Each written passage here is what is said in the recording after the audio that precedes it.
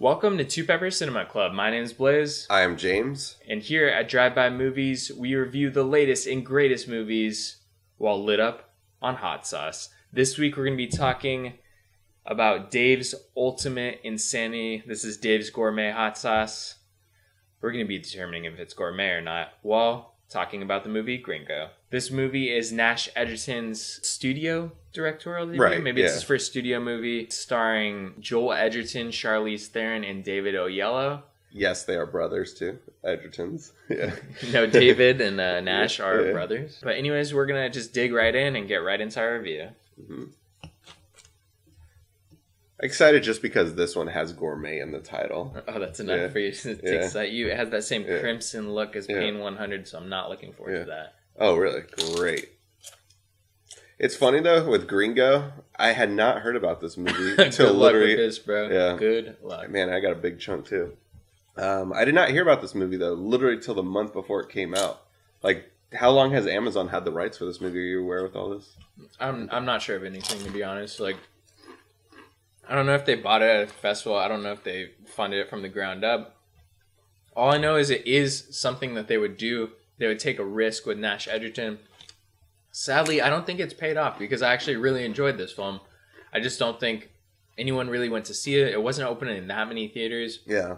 And people just weren't interested. There wasn't anything out this week, and that's probably the most worrying sign about it.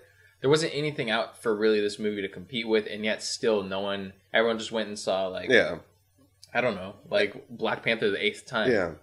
It had the star power, I feel like, to do pretty well at the box office. Not, like, really well, but I feel like this movie easily could have guaranteed, like, a $20 million opening weekend. Uh-huh. Instead, it got stuck with way below that for its first week, which is a bummer. We don't get movies like this. We kind of talked about it with Red Sparrow, I felt like, the other week. But with this, though, this is a movie that I felt like would have came out in the 90s easily. And would have been, like, a really good box office turnout where... Mm-hmm. Now, it's not making, like, tons of money, but like I said, in between the 15-20 million, and still would have did well the second weekend. Has all the star power there. Amazon Studios, I feel like, has done well with previous releases like The Big Sick and Manchester by the Sea. But what happened with the Gringo? It's not the best movie by any means, but I did enjoy it, though. There were things that I felt like...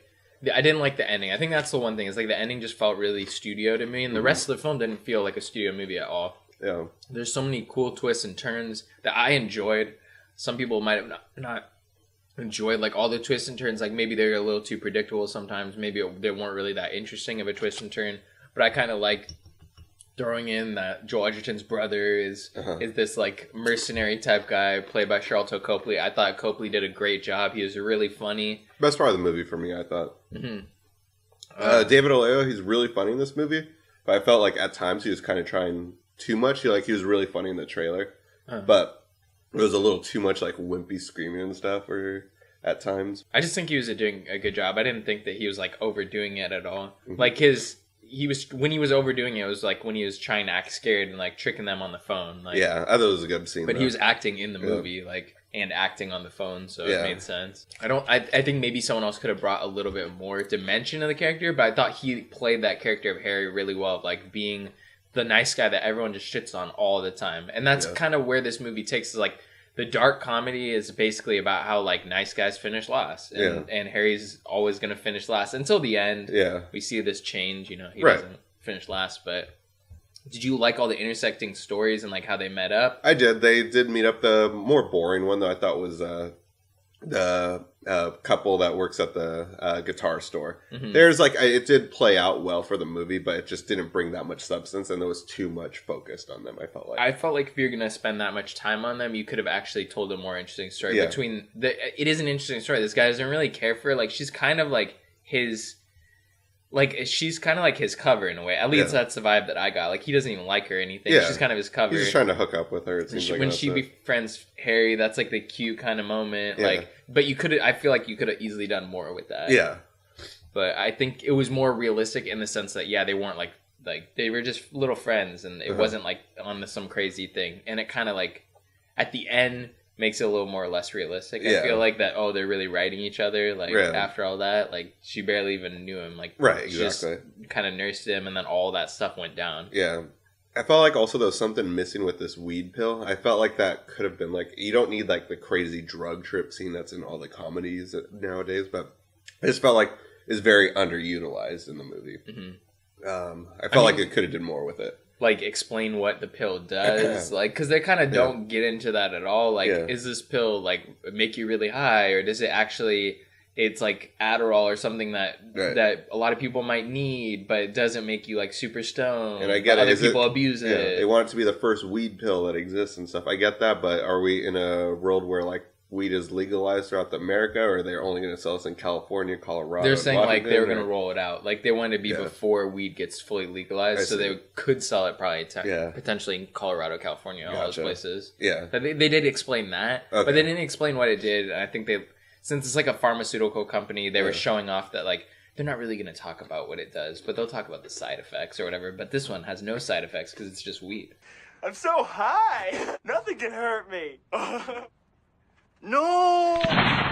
If this movie's still playing near you, go check it out. It's probably not, though. It's probably not. To be honest, harsh truth, it's probably not playing near you. I really enjoyed it, and like I used Movie Pass, but I would still pay money to go see this movie. It's not. I'm not like, oh, this is a good Movie Pass watch. I feel like it would have did better actually premiering onto Amazon, like with a slow rollout. It'll be there in theaters. Yeah, it was only in theaters for 2 weeks. It'll be there in a month. It'll be there super soon. I feel like. When reviewing Dave's Ultimate Insanity Gourmet Hot Sauce, I would say that this is better than the bomb, but it's in the same caliber for me. I don't really care about this one. I actually like this one.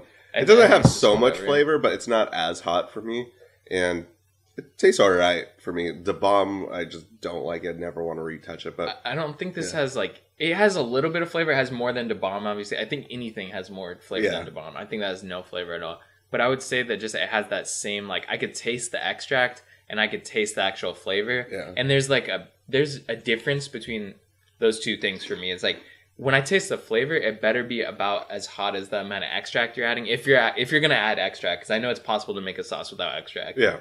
So, like, the extract is obviously super hot. My mouth's still burning, but that flavor wasn't even that hot. It's like a mild, like, Taco Bell flavor. Right, yeah, you know? Right. Like, it's like the mild sauce, but with the heat. And I would just prefer something. I want, like, more. It seems like there's habaneros in there, but, dude, there's not enough. Like, they need to add a lot more. Some kind of fruit in there or something, Yeah, so they need to add something that gives it more flavor, something distinct that I can actually taste. Go out there, pick up a bottle of another hot sauce. Dave's is all right. It's probably easy to get. I know you can pick it up on Amazon. I know that this is, like, you could find this at most places. So if you're having trouble finding some of the more rare or crazy hot sauces, this is probably going to be your pick. It's all right. Gringo, on the other hand, go check it out in theaters now.